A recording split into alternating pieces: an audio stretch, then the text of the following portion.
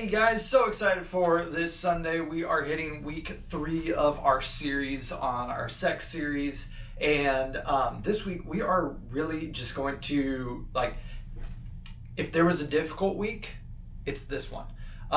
This one and the next one. We're just progressively getting harder and harder as we get into this more difficult conversations.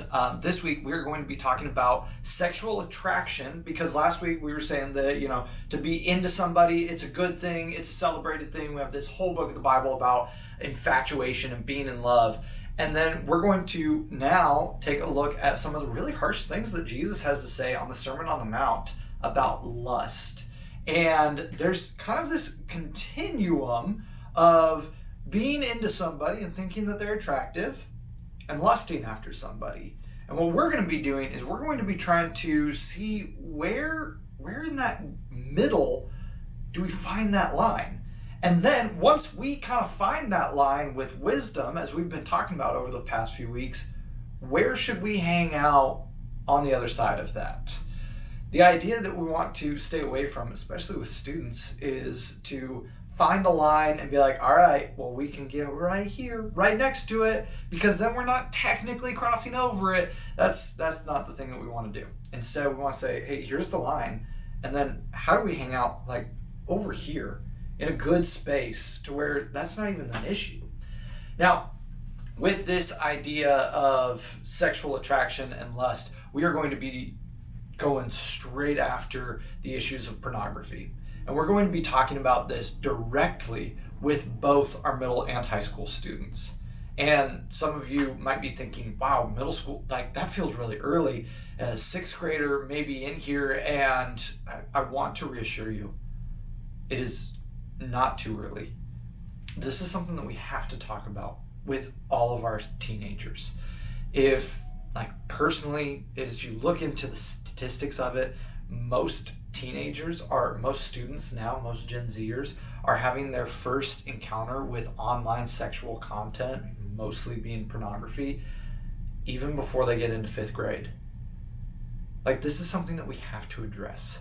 So many of our students are easily getting onto these kind of sites on a regular basis because we have given them a device that's connected to the entirety of the internet, and it's in their pocket no matter where they go. For me, I fell into a pornography addiction when I was in my 6th grade year. It lasted through all of middle school. I only started the road of recovery when I was in 9th grade. This is something that we have to talk about directly. Now, with this conversation, I want to encourage you to abundantly resource your kids, even if they don't admit to anything. Some of your kids genuinely may not have any sort of issue with this. Many of your kids will have some varying level of an issue with this. And so 2 resources that I want to encourage you to be checking out this week is, first off, there's this organization called Fight the New Drug. They are an incredible organization that is all about going after pornography and showing just how it screws with our heads, how it literally rewires our brains. And then they take this scientific, non-religious approach, which in my mind was really helpful because I was already putting on all of this guilt and shame on my own heart. And then they also have this program called Fortify.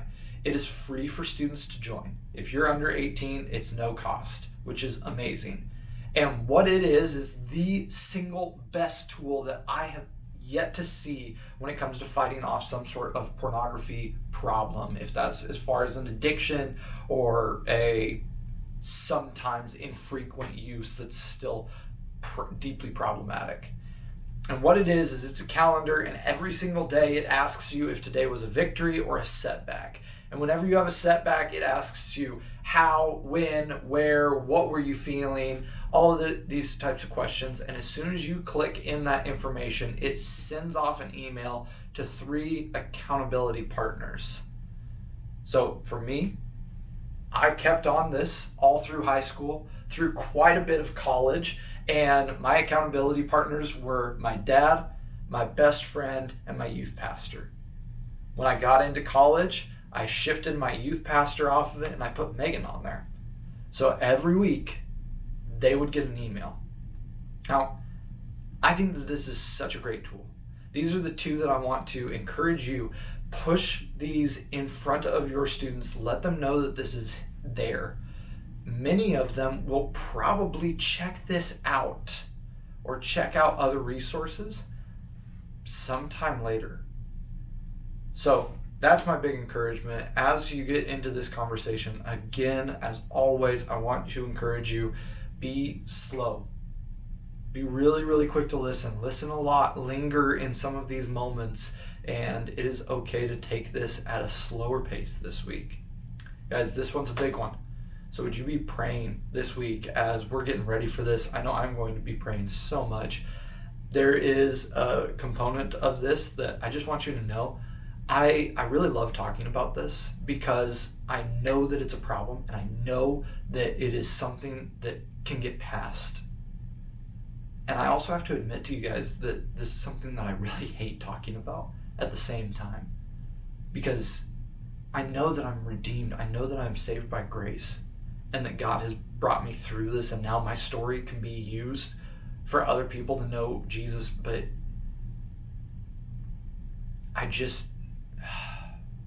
there's still that sense that I wish it had never happened.